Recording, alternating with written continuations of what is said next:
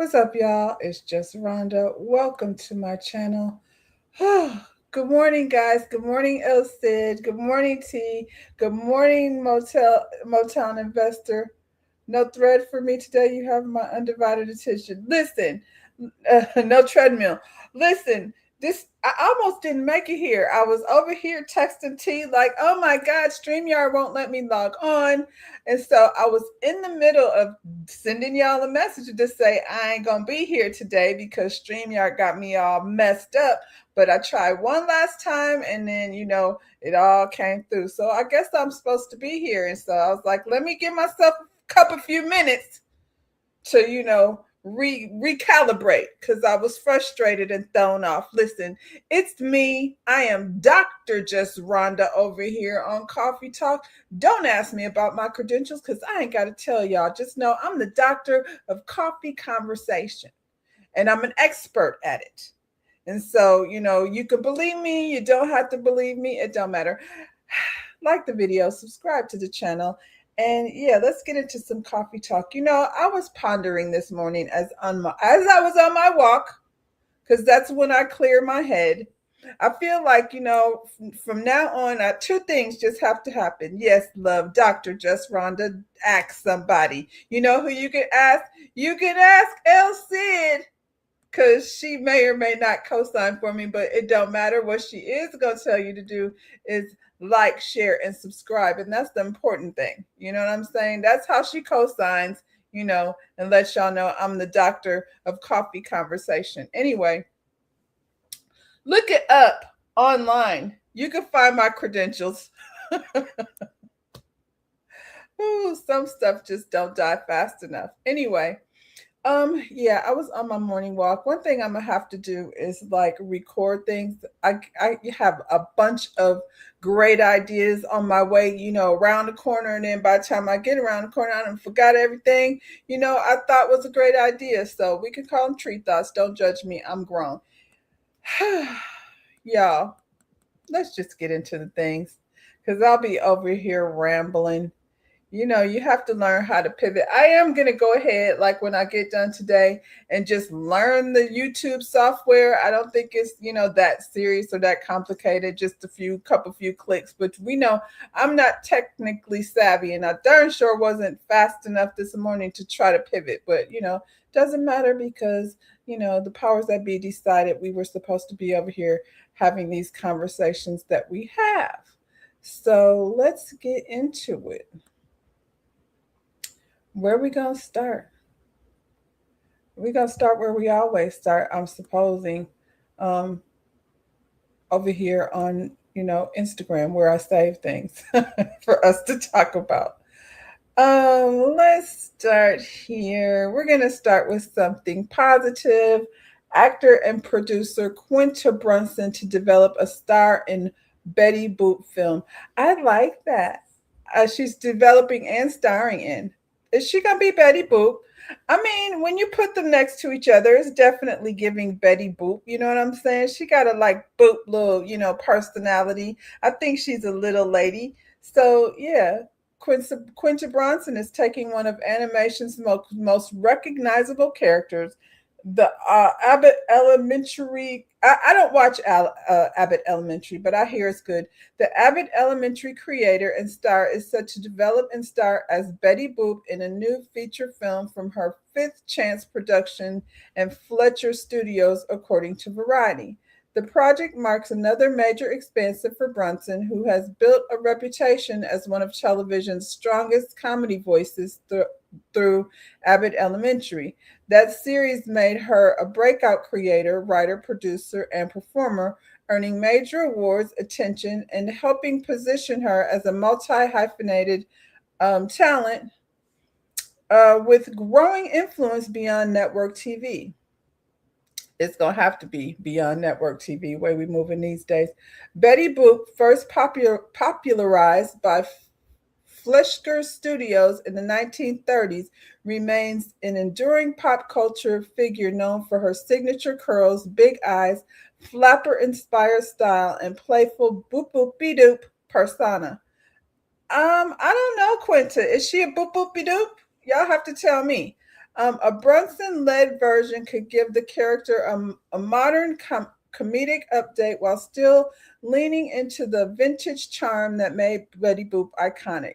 The timing is also notable because Betty Boop has remained culturally visible through fashion, beauty, Broadway, and nostalgia driven entertainment. I Betty Boop all the time. I'm a big Betty Boop fan, so I'm looking forward to this. A Broadway musical based on the character opened in 2025, showing that studios and audiences are still interested in bringing Betty Boop into new formats.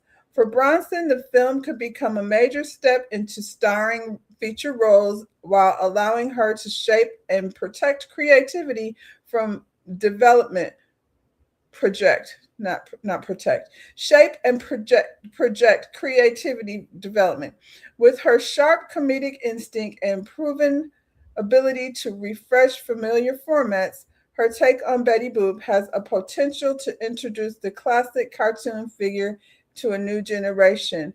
um this first comment: LOL, I'm young. Please correct me if I'm wrong. Why are we trying to make an old white cartoon black? This is why, Mr. Comment, because she's not white. And that's what I was getting ready to say. I'm not familiar necessarily with Quinta Bronson's work. However, she did, with physically, her features is given a little Betty Boopish, especially with this little haircut she got. You know what I'm saying? So I'm not sure about her skills. I don't particularly care, to be honest. I have seen her many, many times on the red carpet. That's where I know her from. However, Betty Boop is not white, and this is why we need her to do it, because this young person over here is misinformed. And so, yeah, now I'm twice as, even more supportive of this than I was before, just based on that. You're young. That's right. So pick up a book and do some research. Finally getting the color right. See, you only had to do some research. Just go to the next comment. Just because it's a black and white doesn't mean she has to be black. It's it's the like one time people are saying Hello Kitty was actually a girl and not a cat. From my understanding, I'm gonna need you young people just shut up. That's rude, but I had a cranky start to my morning. Just shut up and do your research. Um, yeah, and I'm looking forward to this. I'm not gonna spend too much time being irritated with whoever these young people are. But what do y'all think? Are y'all here for Quinta as Betty Boop? I'm not mad at it. So we'll see. Quinta, I hope you do a good job. Let's get into the things, politics and such, billionaires and things of that nature. We can hit this and quit this. Billionaire Jeff Bezos says taxes for lower salary workers are too high. It's kind of absurd that we're doing this. We shouldn't be asking this nurse in Queens to send money to Washington. What a revelation, Bezos. Do you feel that way about the people down to the Amazon warehouse? Because I don't believe nothing you say. Is this based on the backlash you were getting down to the Met Gala? You thought you and your wife thought that was going to, put a rise in your popularity, and all you did was kill the Met Gala? Jeff Bezos is arguing that the U.S. should stop taxing lower income workers altogether, saying it's absurd to ask people like nurses, warehouse workers, the horns like the lightning gonna strike his ass where he stand, and other modest earners to send so much of their paychecks to Washington. In a CNBC interview, Bezos repeatedly pointed to the example of a nurse in Queens making around $75,000 a year. He questioned why someone in that position should be paying more taxes than $1,000 a month in taxes wait, let me say that again. He questioned why someone in that position should be paying more than $1,000 a month in taxes when that money could go towards rent, groceries, and other basic expenses. Is this his jump off?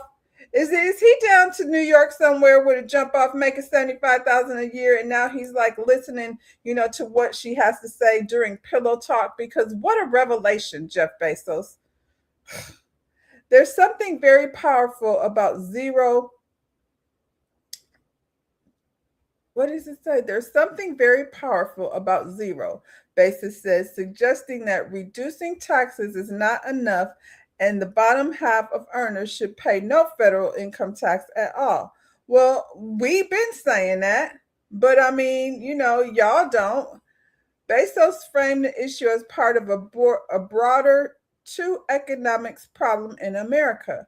Wealthier people have benefited from rising stock prices, real estate gains, and business growth, while many working people continue to struggle with inflation, high interest rates, and the cost of living. Instead of focusing first on ideas like universal basic income, Bezos argued that the government should begin by letting lower paid workers keep more of what they already earn.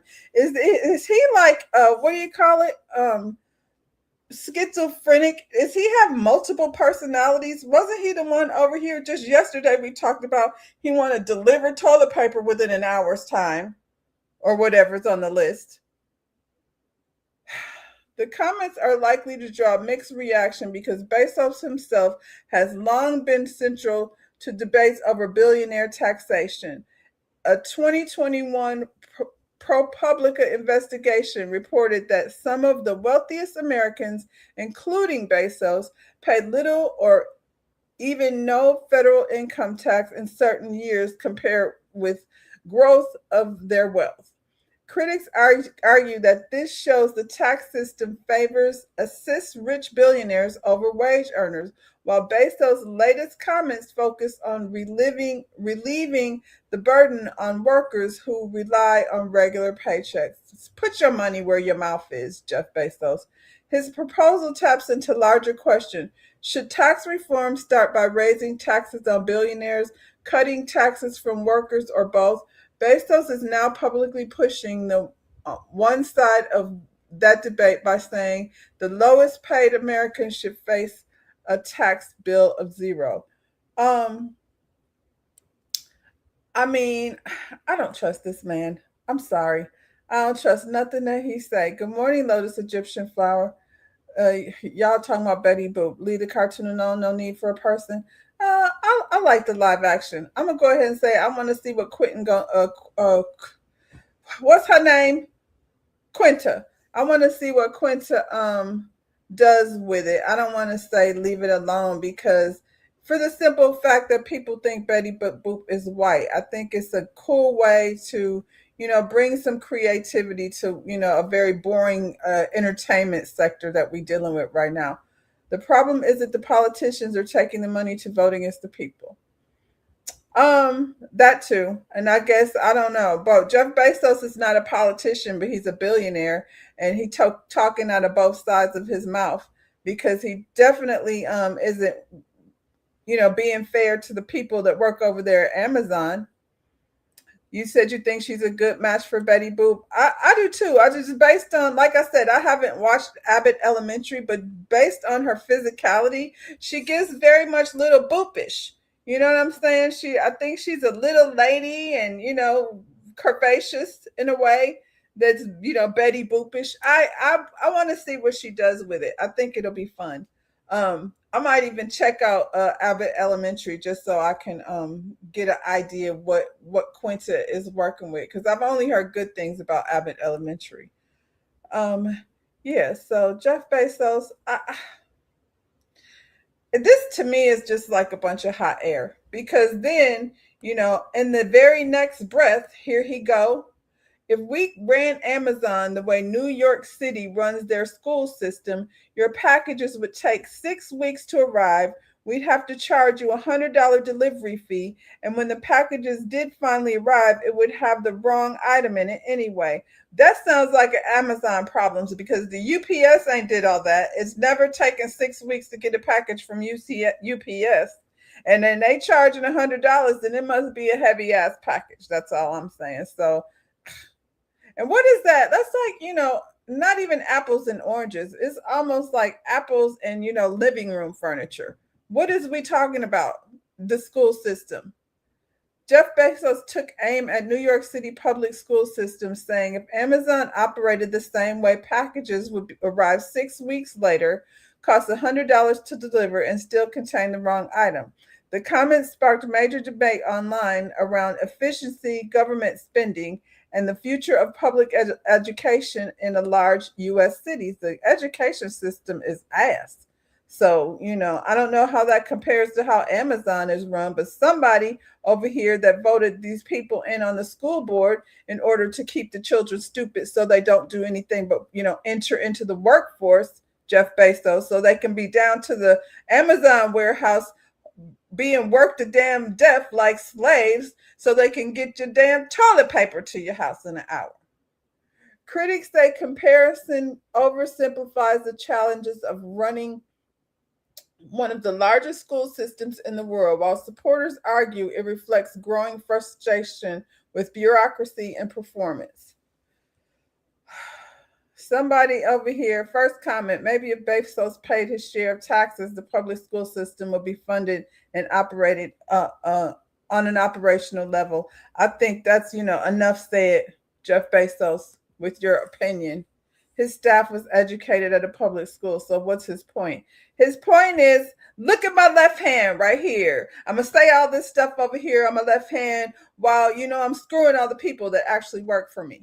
And they're trying to sound like a good guy over here, like I said, talking out of both sides of his mouth. The people that work at Amazon say they can't take a bathroom break. Right.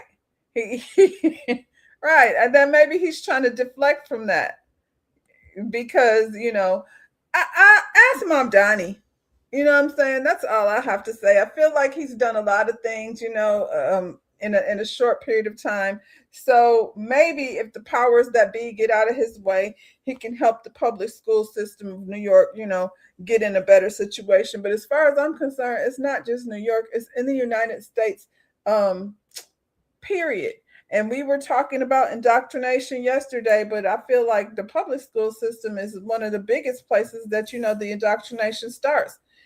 And for all of the people who have the luxury of being able to send their kids to schools that are not public schools, they have a head start. They got a leg up. You know what I'm saying? Being able to have your kids in STEM programs and things of that nature. And then, a lot of public school students, not all, but a lot, have mamas at homes, calling them bitches and hoes and things, like the lady yesterday cussing out the kids. So yeah, we got a whole lot of problems over here. We need to divide, separate, designate, proper people and not require teachers to be responsible for, social health issues, social health, mental health, social, all the things. We got the teachers dealing with all the things, dealing with the kids and the parents ain't right. So Jeff, shut up. You need to worry about other things like, taking care of those warehouse workers. You trying to deflect. You're not even a politician. You're just a billionaire with a lot to say.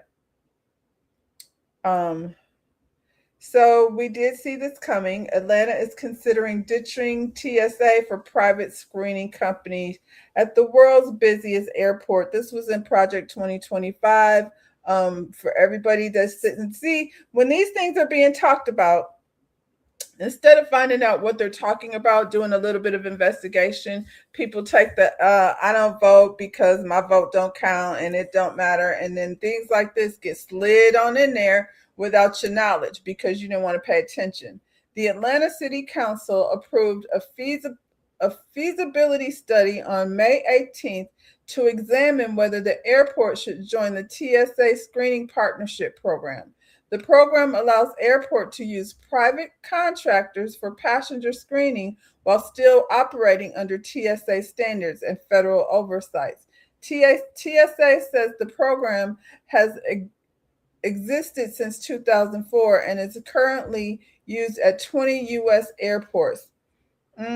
This is how they do it. They start slowly but surely implementing these situations. And then, when it's time to travel, when we got to get up out of here, these are privately owned businesses who get to decide who gets to travel and who doesn't.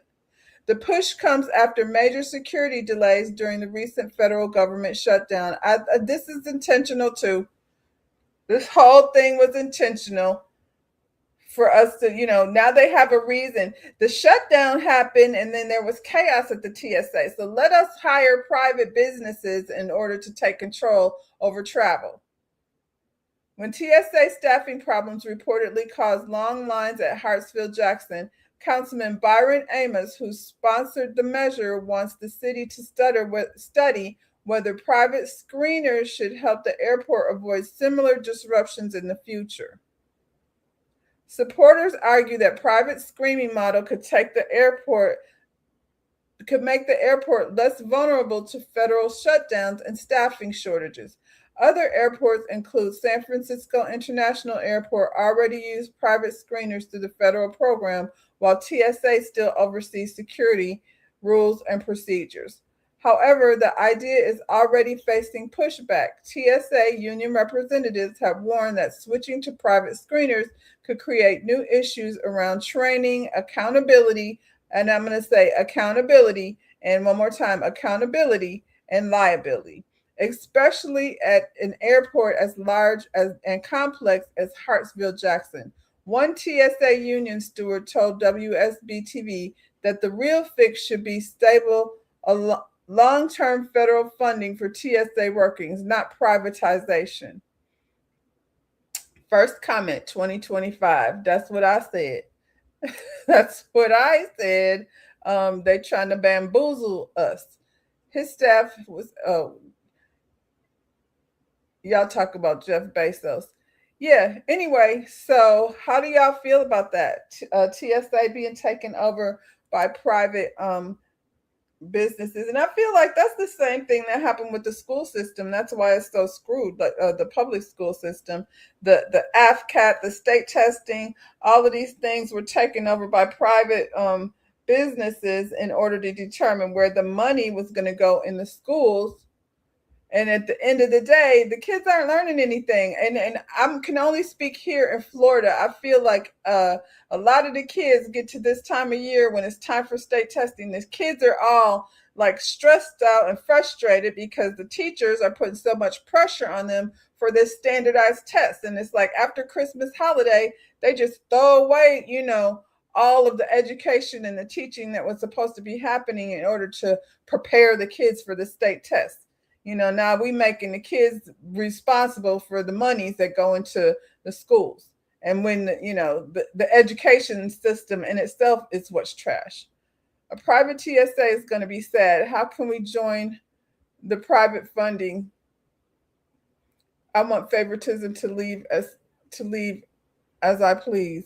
That's what I'm saying. I think that's, in my opinion, that's what's going to happen. Is going to be restricted travel for people, in different income brackets and definitely in different shades and complexions. Good morning, High Vibe.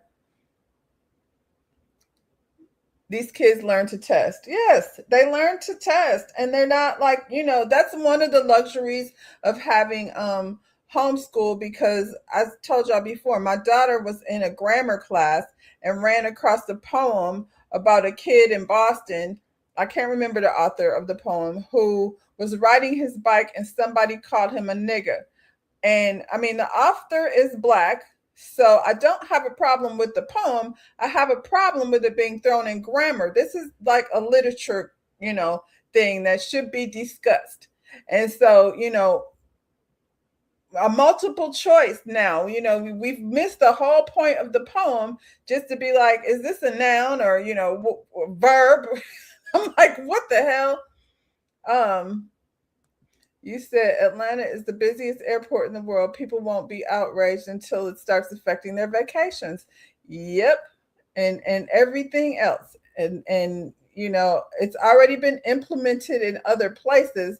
That's how they do it. They slide it in there and don't tell you the real truth about it.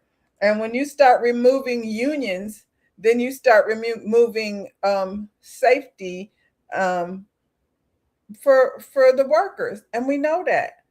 Ask Jeff Bezos. I bet you he got an opinion on it, why he over there is collecting his coin at the rate of $64,000 every 24 minutes, 27 minutes. Anyway, what are we gonna do? We can't sit with our hands on our on under our butt. This is why funding was cut. Yep. So airports would start considering private. Yeah. This was like in all the years that we have been watching strikes and things happen at the airports. This is all like it's like the people that ride around in Florida in the springtime in the dry season, throw a cigarette out the window and then be like, "Oh, here, let me help you with this chemical that puts out fires that I started," but you didn't see that part. Speaking of politics, child, Dr. Heavenly's political run ends as Married to Medicine star comes in second in Georgia's primary. Looks like the voters prescribed a different outcome. Married to Medicine star Dr. Heavenly Kimes officially lost the Georgia Democratic primary today, earning 20%, 20.5% of the vote behind project winner Jasmine Clark, who secured a commanding 57.6%.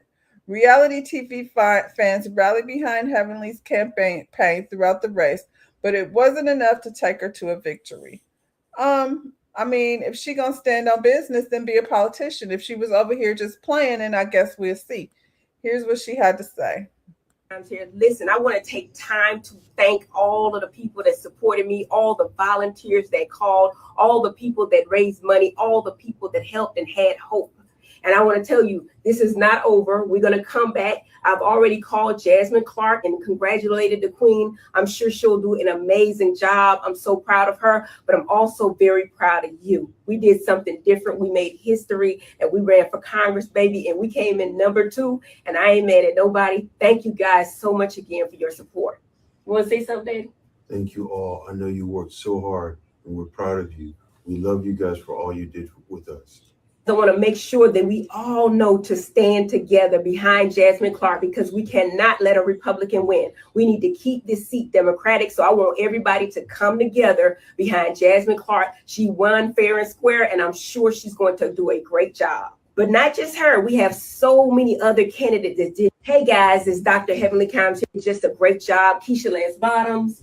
Listen, we cannot give up. We cannot give in. If they rechange our lines, if they redraw our district, we get bigger. We start motivating. We start getting together and actually strategizing to make sure that we keep our voting rights intact. Again, I'm Dr. Heavenly Kimes, and this is Dr. Damon Kimes, and we're going to continue to fight by giving away free dentistry, making sure we still do our health fairs, our giveaways. We thank you for everything you've done, and we're going to continue to work hard. Thank you.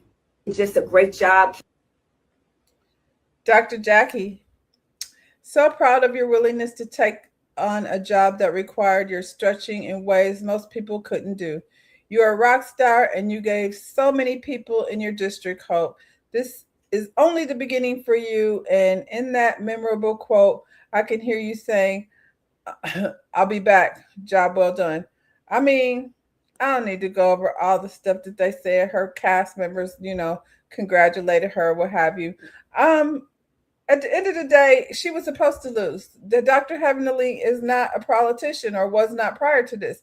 So if she's staying on her game, then she should probably keep doing what she said she was gonna do. If she just gonna run back over here to Bravo, then it is what it is, child. But how she said she came in second. And wasn't there only 2 people running? Don't have me wrong over here. What's it going to cost the consumer? You talking about the TSA? I don't know, child. I think she did do good, and I think she was supposed to lose. Like, she just came over here, you know what I'm saying, in a new environment. I know Dr. Heavenly is smart. I know she is ignorant on the TV show, you know what I'm saying, but that has nothing to do necessarily with politics, because like I said, they be down to them conferences fighting and carrying on anyway. So I don't think she's any worse than anybody else, but this is her first time out. And if she's serious about it, then, stay serious about it. Don't let it be a one-off. Mumble mouth spouse. Don't you do Dr. Damon Daddy that way, high vibe now. He came over here to say his part. Do you want to have anything to say, Daddy? Thank you. Thank you all. Thank you all for coming. support my buddy. Um, you said hope ain't alive for that campaign. I'm just waiting for the results about Tiffany Haynard. You know, the way they over here scooting seats around, all we can do is just go vote and hope for the best because, you know, at this point, the plan is in place and we playing catch up. And I think for us people of color, we used to playing catch up, so we know how to maneuver. It's them, it's y'all, allies over there. Speak up. Y'all want to come to the cookout so bad. We gonna host a cookout during the primaries just for allies. Now it ain't a family cookout. This is gonna be called, you know, a cultural cookout where we invite the allies in and, you know, don't worry about bringing a plate. Y'all bring some paper plates and, you know, silverware things. Y'all bring some drink and we'll handle the rest. But, you know, we can sit down and have discussions about how y'all are gonna make a difference down to these polls, because, you know, we can only do what we came to do. And, you know, so we still standing in, but y'all is like, you know, flim flamming and floozying over there with, you know, the districting. You say, I like that she promoted her competition despite her loss. Yeah, yeah, because that's what she's supposed to do. And at the end of the day, because she's got so much eyes on her, I think she should be still very vocal, you know what I'm saying, about supporting her candidate. And I think she will. I think Heavenly has found another avenue of, you know, for her own self, because she got a lot of businesses. So, you know, if we gonna put that big mouth to work, then let's put that big mouth to work in a positive way for the community. Steve and them came out and supported her. Candace, you beasted this campaign. That's Candace from Potomac. Stacy came out. So it's not just Married to Medicine people, and for the rest of them, like, I mean, you're not obligated to say something you don't want to. So there's that. We talked about the school system a little bit, and so this is what's going on in our schools here in America.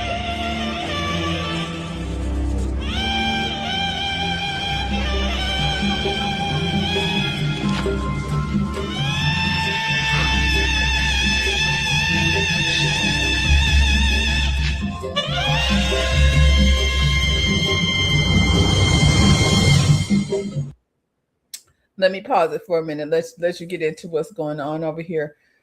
Always Florida, child. Florida teacher officially fired following investigation for wrapping a cord around the neck of a black baby doll during class.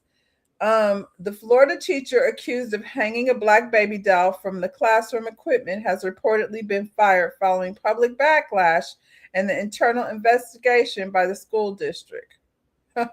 Really? According to reports following the incident, parents and community members, after videos circulated online showing a doll hanging inside the classroom. It's not just hanging, like they had that doll. Anyway, I'm trying to understand her logic besides, you know, just psychosis, white psychosis. School officials reportedly called the display completely inappropriate and confirmed the teacher is no longer employed with the district. The district also says additional staff training and reviews are now being implemented following the controversy. What are your thoughts? Should charges be fired? I mean, what charges? As long as she's been, you know, fired, I guess. At the end of the day, what did it say? That staff training. We need to train the staff not to hang black babies over the TV.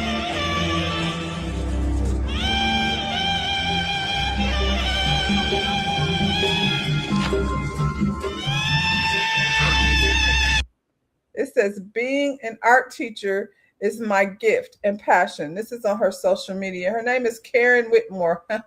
Karen Whitmore Savage. I mean, it all fits. She's a Karen and she's a savage. I have 4 beautiful daughters plus my stepchildren and grands. My love is husband John. God is great. That was what was on her social media. She's a digital creator. Riverview, Florida. Here's Hillsborough County. That's over there by Tampa. So this is what we're dealing with in our in our schools. How does she get her job? They let these uneducated white folks act like a fool in politics. I'm not mad about Dr. Heavenly. Me either. You know, we talk about Heavenly on a TV show, but like I said, as a politician, everything she was saying was making sense. And we need people in there that's gonna be vocal like that. You know, sitting back, not saying nothing is definitely not helping. Who Jesus? High five. I guess you're talking about this teacher hanging the black baby over the TV. Was there any black kids in her classroom? I believe there were various. I mean, it's Hillsborough County, Tampa. I believe there were various nationalities of children in the classroom, and they video recorded it and took it home and let their parents know that they didn't appreciate it. So it was probably not just black kids, but Hispanic kids and other cultures. Somewhere she talking about she wanted to teach them a lesson about what? Why a black baby? And I mean, what did she think they was gonna do? And thank God these kids got their phone. So yeah, we gonna say we want to change the rule. The old rule was no phones in the classroom, but I feel like now everybody need to be able to have a phone in the classroom, because it seems like these type of teachers are always getting busted by the students. And why isn't there cameras in the classroom like provided by the school? Why wouldn't the school like have security cameras? You know what I'm saying? Anything could pop off so we can watch her from our own footage throwing a baby hanging over the TV. Take her pension, give it to the National Memorial of Peace and Justice Museum. I like that. Or give it to the damn food banks for people who need it. Provide money for SNAP. We can, her pension can't be that much. She's a teacher. But yeah, I don't feel like she needs to go to jail. I appreciate Miss Karen Whitmore Savage. I appreciate her showing her face and get her the hell away from these children. And I would imagine like a lot of the white kids probably felt weird, probably went home and was like, hey, mom, is this okay? And then their mama was like, that's unacceptable. It's not just us that find this shit, ridiculous. Y'all have no clue what all is going on in these majority white schools. It's only an issue because she got caught. Oh my God. I was always not always, but here in Florida, I many times found myself as the only black person in the classroom. T, you know that. And the shit that people say, the way I was made to feel in terms of, being around all these white people, and it was like being a circus animal to some extent. Like they didn't know really what to do with me. And because I had such a strong foundation at home, I didn't give a fuck about them, period.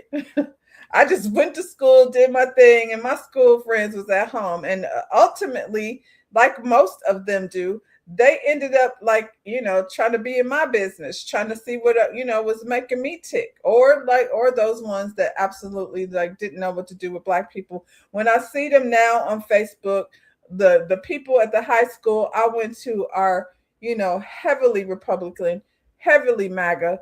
So yeah, being in an all white school,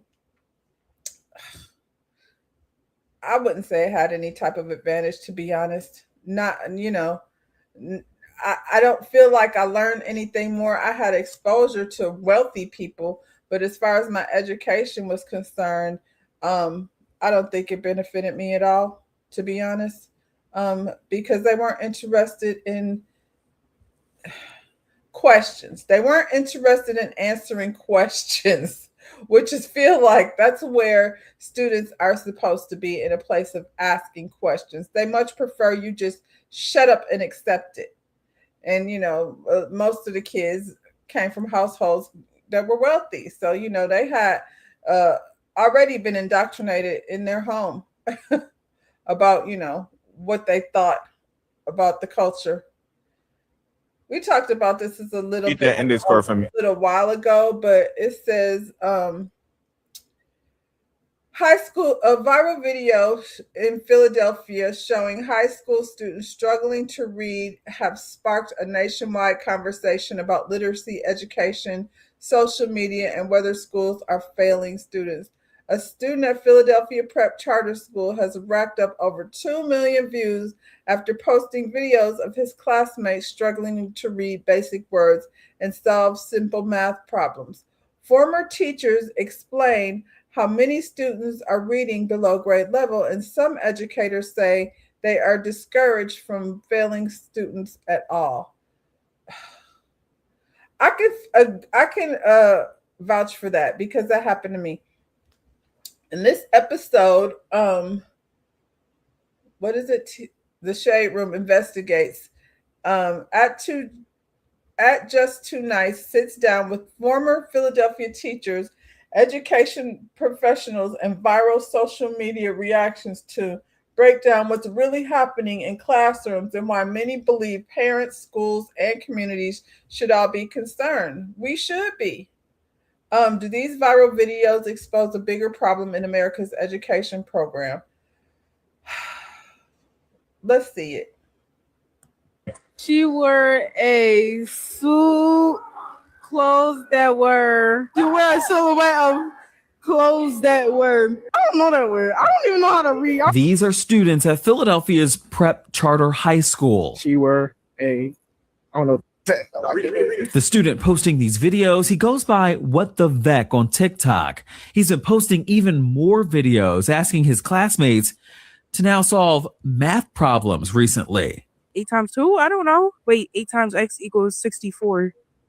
Does x equal 2? It ignited a social media fire, fueling conversation online between teachers and parents who collectively agree that many Black kids are graduating high school and they can't read. When you first saw that video, what was your first reaction? I was disheartened, but not surprised. Ariel Grant, she taught 7th and 8th grade in the Philadelphia School District for over 7 years. I think every parent should be concerned. She says these achievement gaps were happening way before COVID-19. Even after COVID was over and we were inside the classroom, a lot of my students were reading on a 2nd or 3rd grade level. What do you really think was the biggest why? When they get home, students still need to read and reiterate the certain lessons that they learned in school to retain the information that they learned for that day. And that is exactly what she says is happening. She couldn't encourage her students nor their parents to read even a chapter in a book at home. But she says parents shouldn't take the complete fall for what's going on inside our schools. Administrators didn't make her job easy either. Did they discourage you from failing kids? Oh, I was told in an email that Miss Grant, you cannot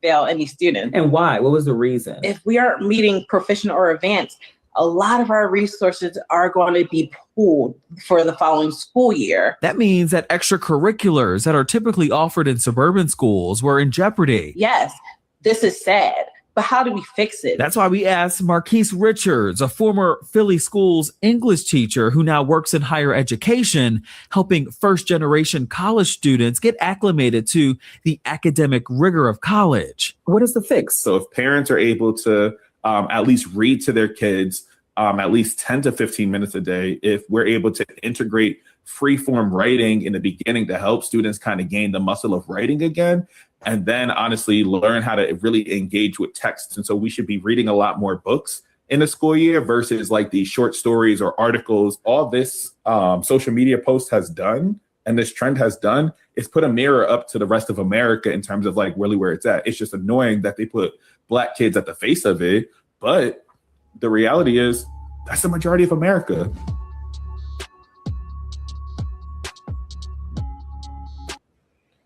So of course they put Black kids as the face of it. You say all races of children. Yeah, that's what he's saying, Lotus Egyptian Flower. All races of children cannot count. I've witnessed it in person. It's so sad to see. He said you can't put it all on the parents, but I feel like a lot of it should be put on the parents because, you know, if you're paying your money for your kid to go, say, take ballet lessons or piano lessons, and they come home and they suck and they suck and they suck, and you keep spending this money, you're going to be like, what are you learning in that class? Like, what is happening over there? I'm going to go sit with that teacher and or get you a different teacher. So, if your kids can't read, why do you not know that? And he's absolutely, I mean, the one teacher that said that, she's not allowed to fail students, I've experienced the same thing.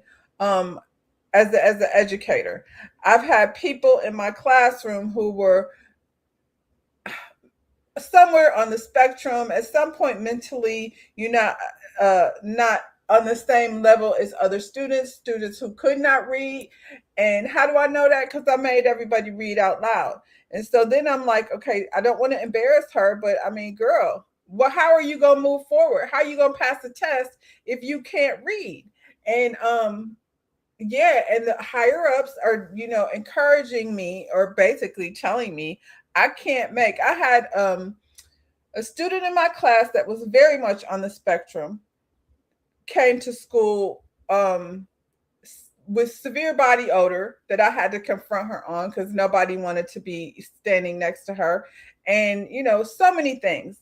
And the whole time she was there, never actually put her hands on anybody besides the mannequin. So you're telling me that if this kid has not ever touched an actual person or been on a mental level that you can communicate through a consultation and telling a client what their needs are, I mean, I don't know how am I supposed to pass her?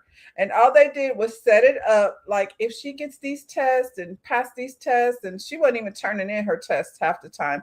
But I was definitely put in a position where I was forced to pass her. So, it has a lot to do with funding. That's what we were saying about the state testing. The state testing is not teaching these kids anything. If this is an issue, then everybody need to be out loud reading in the classroom. So then at least where people stand, and they'll get past the embarrassment. But how you need to find out first. You said, now let's do what white kids do as well, not just black kids. Look at all the school districts in low income areas. They're not going to do that. They want to make sure that the face of, illiteracy is black people.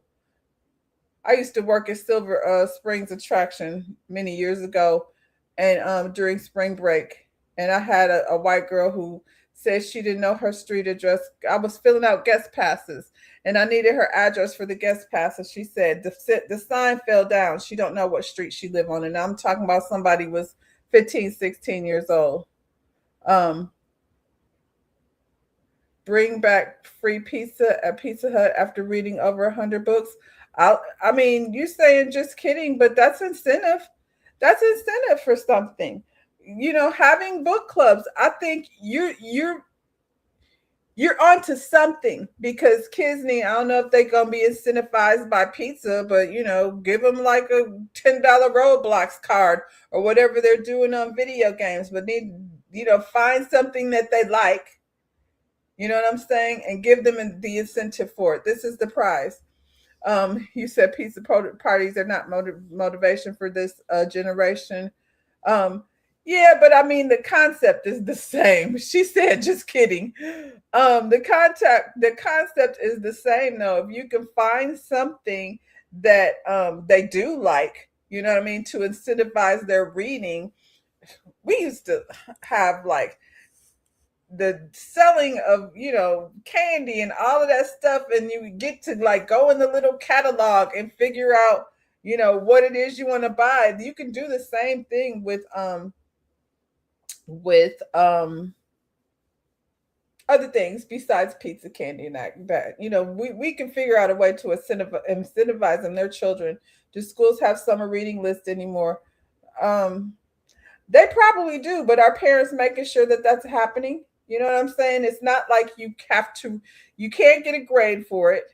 You know what I mean? I don't know what the reward is on the other side of having summer reading lists. It's just a suggestion. It's not mandatory.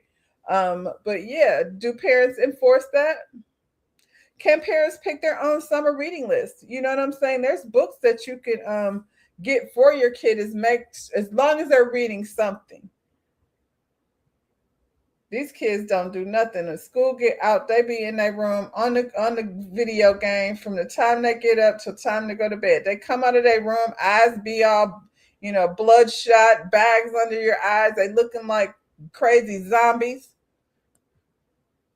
So yeah, and if parents are at work because they can't afford toilet paper, then what are you gonna do? But we're gonna have to work together as a community, and the standards are, they don't care. If you can't read, then the best you're gonna do is be able to go work at Amazon, where you're gonna be stuck in there like a slave, trying to get boxes out within an hour. They know what they're doing. There's a reason why there's an attack on the school system. You said reality is parents don't read and it's not promoting it. It's true. He said that, it's not all on the parents.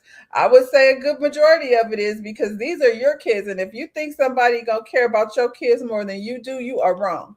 And again, the parents don't read. They sitting up here watching the baddies slap the shit out of each other. And the kids know all of them. I was, not to keep talking because I'm sick of Nature Boy, but I was watching that hood horrors. And what's her name? Velvet. She had her baby with some dude giving the baby a bath, one of her many boyfriends. So that's the stuff we be doing, just handing our kids over, to foolishness. You think we want to pick up a book, even though they want to sit up here pretend like they so woke and have all this knowledge? They don't care about these kids. These parents are now the ones who can't read. So why would they force their children to do it? It's true. They can't read. But they keep having kids. And you know what? For people that are on public assistance, I'm a 100% agree that if you're receiving public assistance and you do not work, then you need to go to some type of job technology or whatever program they have set up. A lot of people I've seen are about to lose their benefits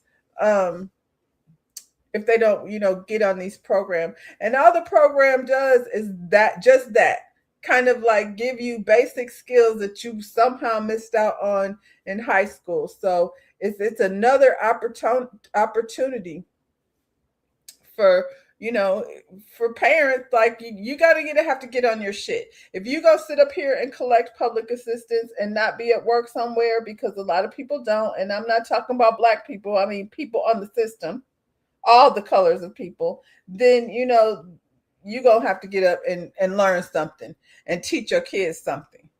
Spend some time with that. It should maybe be a requirement. What books do you have on your for your kids to read after school? You ain't working. You said girl told you Velvet is a trip. The guy used to lure her into the cult. She was never allowed to be with him. I feel like Velvet wants to run her own cult, to be honest. I feel like after watching, the Hood Horrors, it seems as though Velvet thinks like she's on the same level as Nature Boy, which, whatever level that is. But, she sees herself, I think, as this queen heiress, and she's I felt like turned into direct competition with him. She would get mad at him, then she would go back to him, and I feel like even now she's trying to gain her own followers. But when I seen her talking about she only been with this man from a week and he was bathing her child and the baby was calling him daddy, and I'm like, oh my God. That's why I said these people, this was something different for me. These people were attracted to the fame of it all. They wanted to be over there being abused by that man.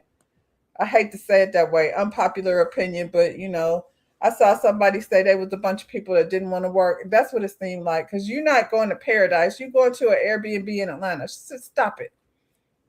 The parents that didn't like school is not going to be hard on their kids to succeed because they didn't like how they were treated as kids. I can't argue with that. I personally didn't like school, but it wasn't, it maybe had more to do with my environment. I like learning though. So, Yeah, and then you got to figure out, like, everybody's learning style is different, and parenting classes, I think, are first and foremost a necessity. We can't start with the kids. We have to start with the parents. So, yeah, parenting classes are essential. And if you have a kid who is at school and can't read, then mom, dad, I think y'all are going to have to figure out, y'all are going to have to attend some type of parenting class. That's maybe what we can do with this lady's salary who wants to hang black baby dolls over the TV. It's gonna take a village, but I'm not surprised that they made the black kids the face of it, but that was based on what one of the students did, because he was probably like, these classmates, they can't even read.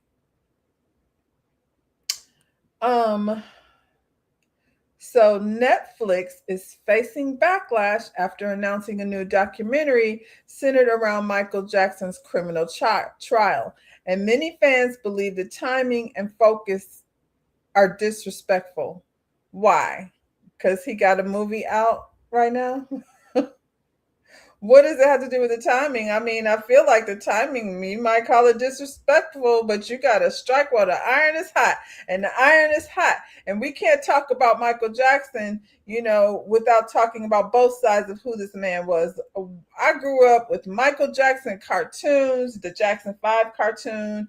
There's a part of our life that, the nostalgia that is Michael Jackson, who did all that he did without in social media or any of those things. And still, even though he's been dead for however many years, 17 years, he's still the most famous person on the planet. Following the announcement, Michael Jackson's mother, Katherine Jackson, reportedly responded on Instagram. Katherine Jackson is on Instagram. Cut it out. Now y'all lying.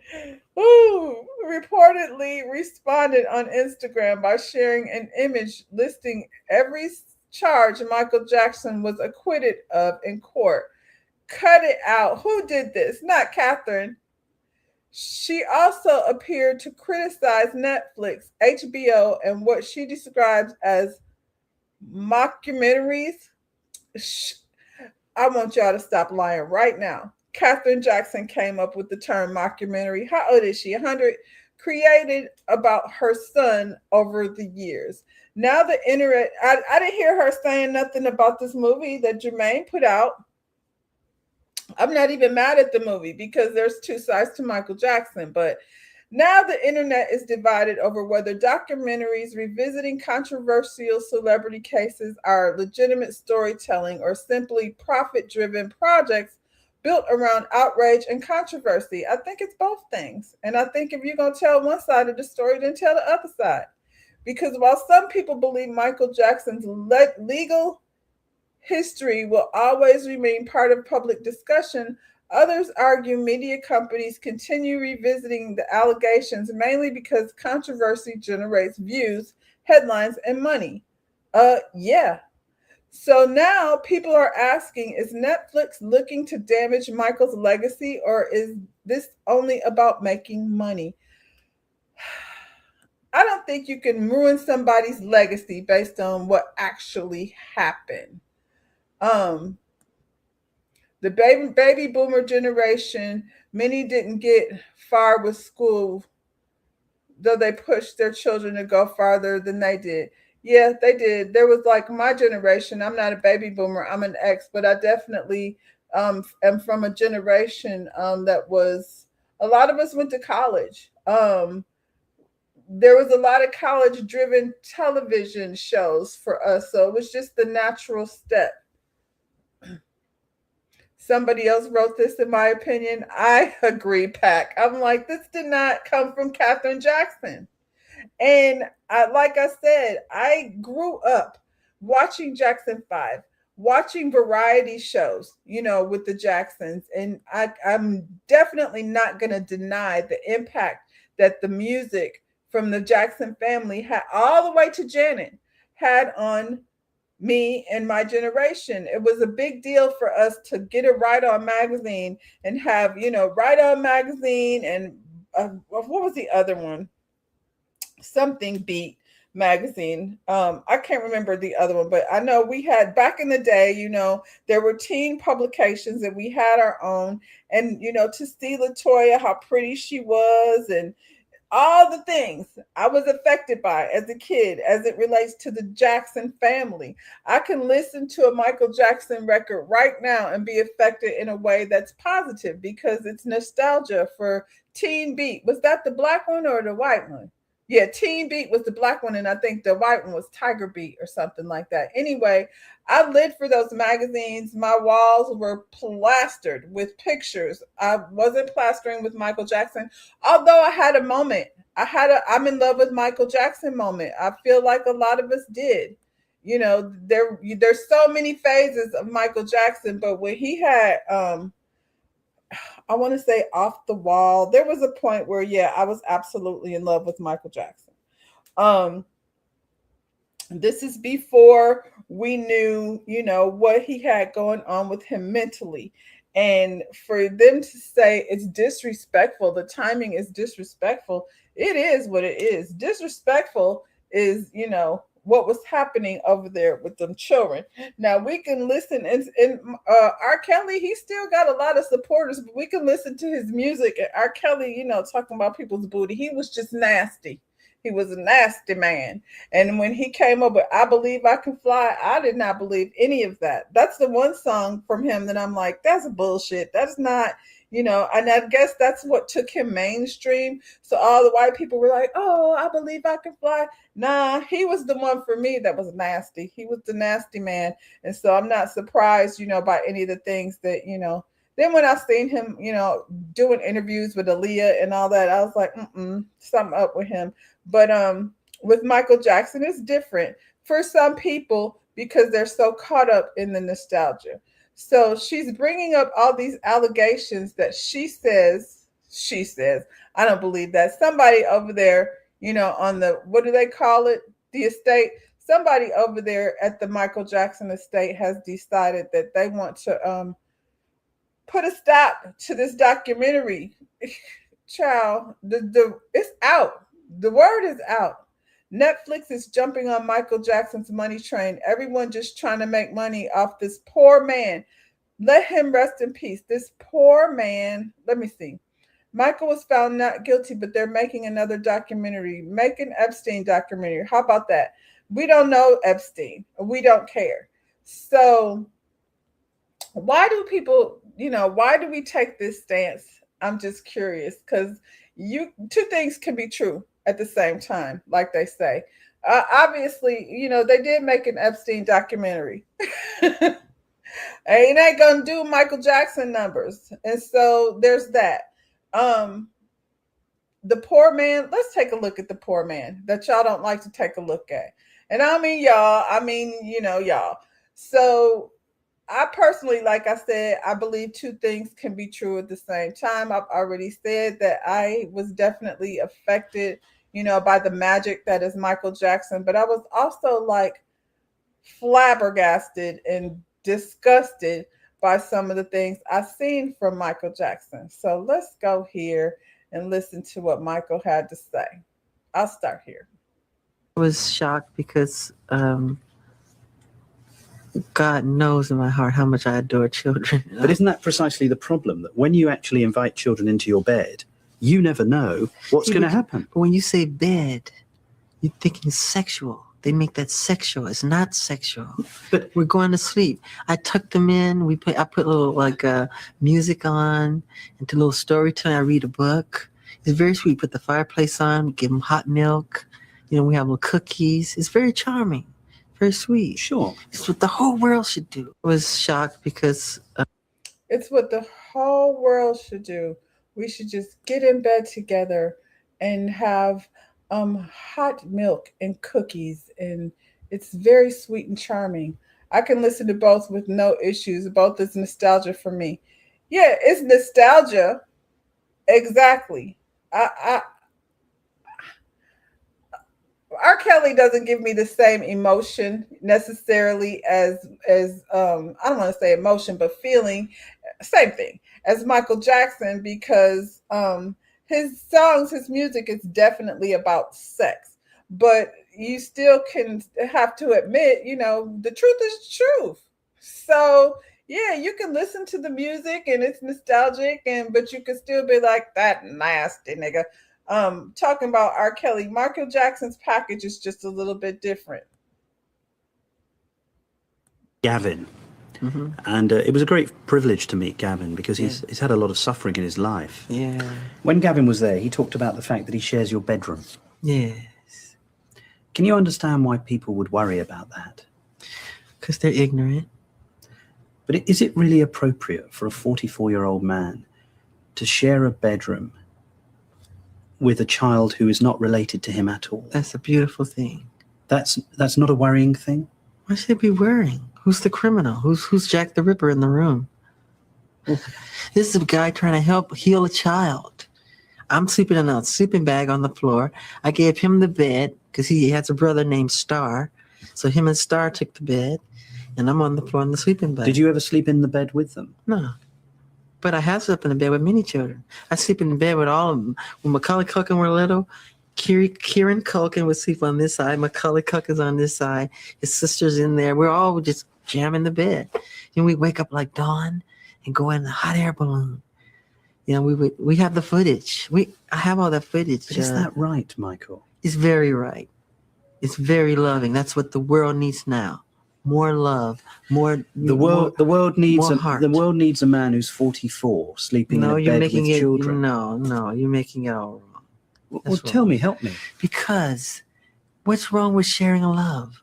You don't sleep with your kids or some other kid who needs love, who didn't have a good childhood? No, I don't. I would never dream of sleeping. I would. I would never dream. Because you've never been where I've been mentally. What do you think people would say if I said, well, I've invited some of my daughter's friends round or my son's friends round and they're going to sleep in the bed with me tonight? That's fine. What do you think their parents would say? If they're wacky, they would say you can't. But if you're close family, like your family, you know them well, but Michael, I wouldn't like my children to sleep in anybody else's bed. Well, I wouldn't mind if I knew the person well, and if I'm very close to Barry Gibb, Paris and Prince can stay with him anytime. My children sleep with other people all the time.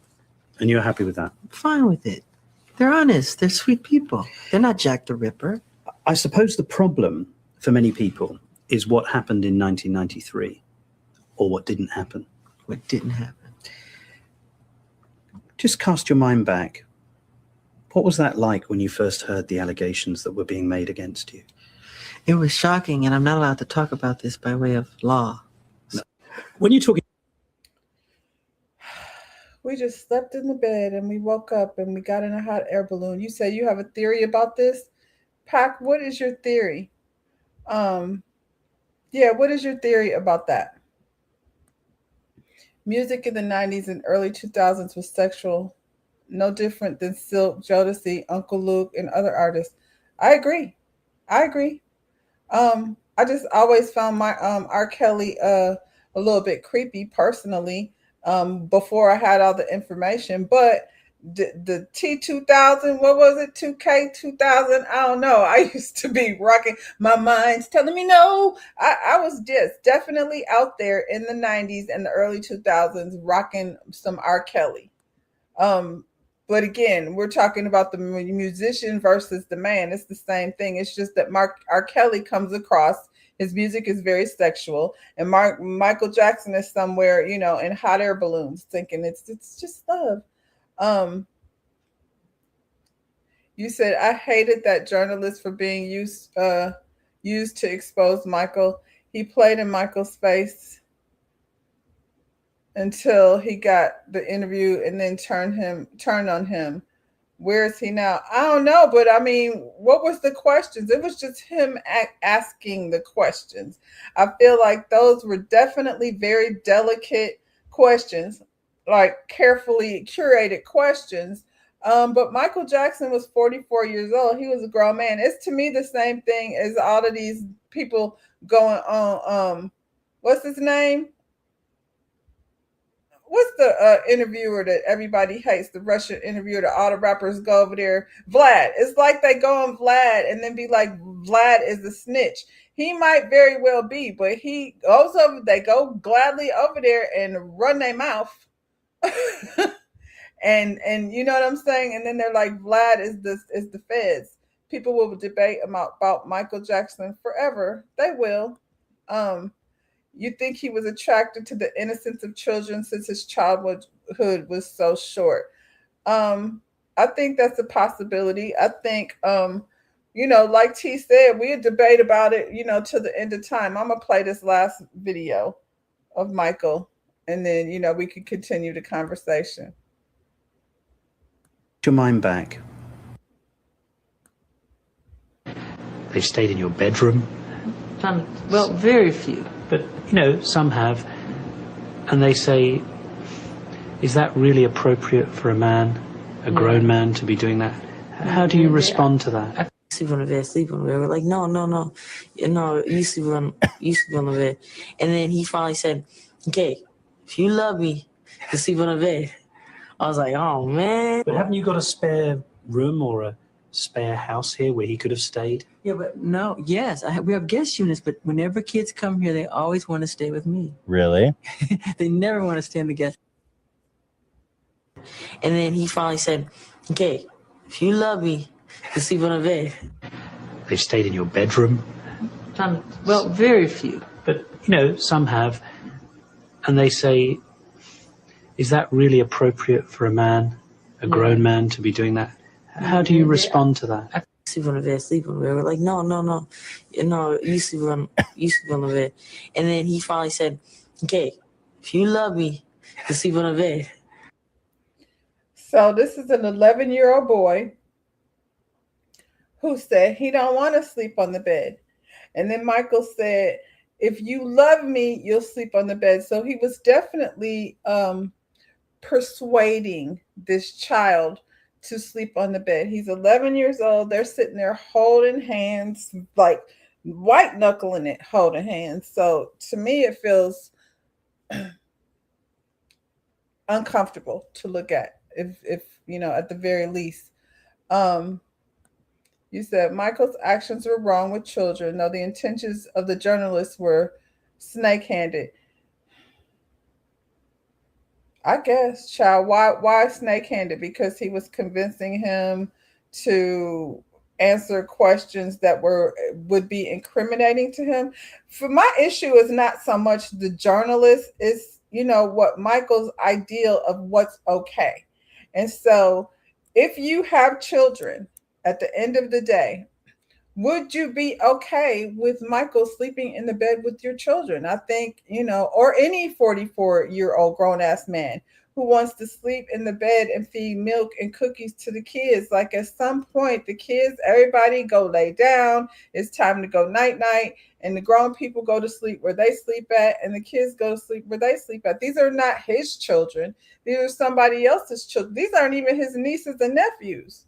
So, I mean, just like realistically speaking, especially based on everything that we've heard, somebody brought up Epstein files in one of those comments. Everything we've heard about Epstein files and everything that we've seen about how the kids were being done over there, Nickelodeon and Disney and all of that, the kids are not in the entertainment industry. And so it's very hard for people to accept what Michael Jackson was doing, even if it's just laying in the bed. It's inappropriate at the very least. And I don't think anybody would be rushing to have their kids sleep in the bed with Michael Jackson. And using the excuse that his childhood was taken away. The man is gone. It's choose to celebrate the musical genius that was Michael. Look at Elvis was dating Priscilla 14 with no outrage. Yeah, that part is true. Yeah, that part is true. Would I, as a parent, allow my child to spend the night with Michael Jackson's house? No. That's it. That's all. That's it. That's all. And you can say however you feel about Michael Jackson as an artist. Um, you said you chose to celebrate. I think we all do. You know what I'm saying? I just feel like, the article, the documentary is coming out probably because of the success of the movie. And if you have skeletons in your closet, it would be the same thing. Like, all we do is celebrate Beyonce and celebrate Beyonce. But her time is coming too. You know what I mean? If she's done anything wrong, it's necessarily been about she hasn't, have any stories about exploiting children. I feel like that's why it's the worst. And I also feel like when you talk about subjects of exploiting children and women, it's always the big bad wolf. You know what I'm saying? That's the image that you need to make you feel better about it. Elvis Presley married Priscilla. There's no outrage because he was their king. He's their king, and they're used to it. That's way they do things over there. I just feel like the documentary is coming out. I choose to. Also, Tamika, I choose to focus on the star, the entertainer, the greatness that is Michael Jackson. I have a grandchild who is not even 2 years old. That doesn't mean I'm not gonna encourage and listen and play Michael Jackson music with him. But at the same time, the truth is the truth. You know what I'm saying? I don't feel like we need to tell little children details about that, but they will find out at some point. So, and I think it's a big part of, the problem with celebrity worship. We got Chris Brown and Usher. They going on tour. At the end of the day, they, very problematic, and nobody cares. You know what I'm saying? And I'm gonna spend my money over here, and I'm not hating because, like I said, I wouldn't do it now because I ain't spending that type of money on anybody. But if I was a young person dying to go see Chris Brown, I can compartmentalize the two because I'm a fan of the music. But at the end of the day, what are you contributing to? And we have to, I guess think about those things. I haven't gone to see the Michael Jackson movie. I'm not gonna go see it because I didn't have plans to see it. But when it comes on streaming service, I absolutely want to see it for the nostalgia of it all. I have Michael Jackson on my playlist, and when I'm walking and a Michael Jackson song comes on, I feel, it makes me feel good and motivated and all of those things. I don't, like I said, I can focus and fall into the nostalgia of it all. But at the same time, that doesn't mean I have to deny, what was happening over here. So at the end of the day, like you said, Pac, would I let my sons or children spend the night with Michael Jackson? Absolutely not. Not Michael, not Marlon, not Tito, not none of them. Because, you sleeping in bed with children as a grown adult, I wouldn't feel comfortable with that as a grown woman. To be like, oh, y'all come sleep in the bed with me. Why? Because it doesn't make sense. But, Catherine is over here allegedly down to the Twitter using words like, what did they call it? Mockumentary. You're never going to convince me that she said that, but okay. Anyway, we love Mike. You said you should really go see it in the movie theater to get the concert effect. I don't want to go to the movies to see it. I barely go to the movies. I'm good. You was the main one talking about after American Dream, we don't need no Michael Jackson movie. Now you went to go see it, and you had the opportunity to see it with your kids, and that's the part I'm here for. Predators come in all forms, especially the church. Well, that would be another place, and school. It's true. It's wherever children, are. And so, I don't know. We definitely be under the influence of celebrity, especially people that can sing. You said your kids can't spend the night with Blue Ivy either. Blue Ivy, you can't spend the night with the Carters. I ain't sending my kids over there either. I don't know what them Carters is over there doing with them Bezos and the other folks they hang around. You saw that IMAX theaters this week. It was packed. The movie is doing well. And, you know, like we were saying this before, as far as the nostalgia, I am happy, you know, that I could share that because Michael Jackson he's a legend. There's no other. There probably will be no other. I could share that with the music, that part. When you start delving into the lives of celebrities, just like T said, Elvis Presley, all of them, you know, musicians are tortured. Tina Turner, they've all gone through things. Prince, I'm sure he got a story too. And, you know, I love Prince. And I'm humongous DeBarge fan. I think out of all of them, that was probably my faves. But yeah, the nonsense, the torture of children that was going on over there, we, you know, are mesmerized by the music because that's the point. It's just all goes back to Sinners. I feel like everything I talk about goes back to Sinners. When they talked about, you know, the beauty of the music, but at the same time, the evil comes in. And maybe it comes in with the same person. You have this person like Michael Jackson, who's an extraordinary, special human being, but also tortured at the same time. And so we can go back and forth about what he did or what he didn't do. What we do know is he ain't had no business with his grown ass in the bed with some children talking about hot milk and cookies. So, yeah. And then to say, yeah, it's fine. My kids can go sleep with, I know Andy Gibb, who was it? Whatever Gibb he mentioned. I know he was like, how I got in this conversation. Do his kids spend the night over at Andy Gibb's house? Or Barry Gibb or whichever Gibb he brought up. The DeBarges has the most sick story ever. It's true. It's true. And you listen to them, they sound like angels. And the torture that was going on over there, the abuse by siblings and the parents, and it's disgusting. Can you go spend a night at the DeBarge house? Hell no. No. Do you want to hear El DeBarge go perform on an old school concert? Absolutely. And he still has struggles with, you know, substance abuse at his old age. And got like, you know, what's his name? Nick Cannon over there with 15 kids and 13 baby mamas. We was talking about the Carters, so we go in with the legendary B. Beyonce's legendary catalog is getting a Broadway tribute with live band performances in New York City. Now this I can stand behind.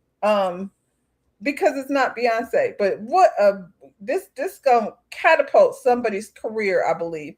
Broadway is bringing Queen Bee's catalog to the stage for a one-night celebration packed with powerhouse vocals. Broadway Sings Beyonce has revealed a lineup for its upcoming tribute concert honoring the global superstar Beyonce. The show will take place Friday, May 22nd, so it's just one night. Woo, they're going to have to do more than one night, with performances at 5:15 p.m. and 8 p.m. at the Cutting Room in New York City. The cast includes Todrick Hall, he's problematic, LaCie Fontaine, I don't know who that is, Wanted, Alyssa Ray, American Idol, Marcus Paul James, Ain't Too Proud, Denasia Jordan, Summer, and Terrence Williams Jr., Titanic. I don't know who these people are except for Todrick. The performers will be backed by a live band as they take on some of Beyonce's biggest hits. The concert will feature music from Beyonce's award-winning album, including Love on Top, Texas Hold'em, and Crazy in Love, along with the selections from her Destiny's Child era. The songs will be arranged by Joshua Stephen Kartz, with music direction by Brian Russell Carey. The Cutting Room is located at 44 East 32nd Street. Tickets range from $38 to $64. Seating is first come, first serve, except for premier section ticket holders who are guaranteed seats. Somebody said, does Beyonce know this? I like this idea. I think it opens up the doors for new talent. I don't think it'll just be one night. I think they're testing it to see how people, receive it. If the tickets are gonna stay around that price, I think that's cheap for Broadway. And I think, like I said, if it's a success, it could absolutely be an opportunity to catapult somebody else, into whatever it is that they're supposed to be achieving in this music industry. Anyway, y'all, that's all I got today. Y'all have a wonderful weekend. Her catalog is sick. It should be a good show if the artists are good. I think so. I think so. And I think it's one of those shows that you can go to and you're going to know all the music. And I think it would be cool to see someone other than Beyonce, you know what I'm saying, performing the live band. I think that's a lot of what's missing in music today. Everything I was, when I was walking this morning, Earth, Wind and Fire. Earth, Wind and Fire is another group that affects me similar to the way Michael Jackson does. Like something about an Earth, Wind and Fire song just changes your mood altogether, and in a positive. I don't have any Earth, Wind and Fire songs that don't put me in a positive, always puts me in a positive mood.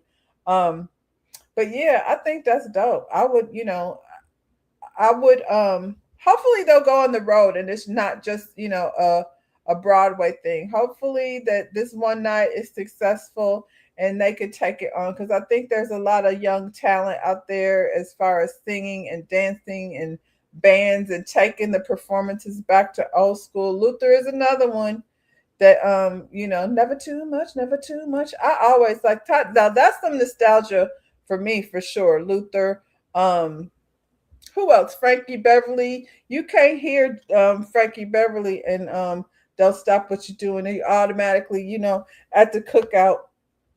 I'm talking about Before I Let Go and Joy. And yeah, Frankie Beverly is another one. Teddy Pendergrass.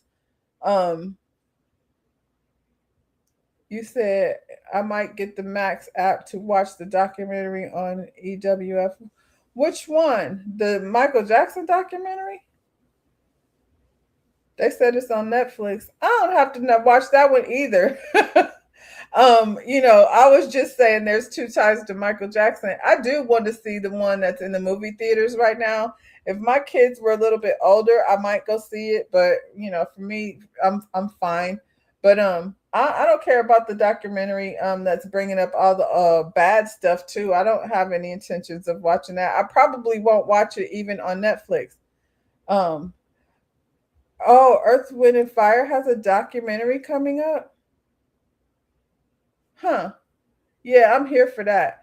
Is everybody watching Nemesis? I am watching Nemesis. I've started the other day with the first few episodes. So yeah, I'm probably about halfway in. How are y'all feeling about Nemesis if you're watching? I like it. The cop was kind of irritating me at first a little bit because I hate those like one-liners that, he's just Billy Badass. But yeah, we could talk about that. I'll put that on the list for Monday. So if y'all haven't watched Nemesis, it's just like 6-7 episodes. It's not that many, maybe 8 episodes, but enough for you to get through, by Monday. And we could talk about that a little bit. It's a good little. I hope they get a second season. It's one of those that could actually go on. All right, y'all. What time is it? It's 12 o'clock. I think I got to run to the stove. T, you want to go to the stove with me? Let me get my shoes on, and yeah, hit me up when you leave the building. Questlove did an Earth, Wind and Fire documentary. I appreciate y'all for keeping me up on what's going on.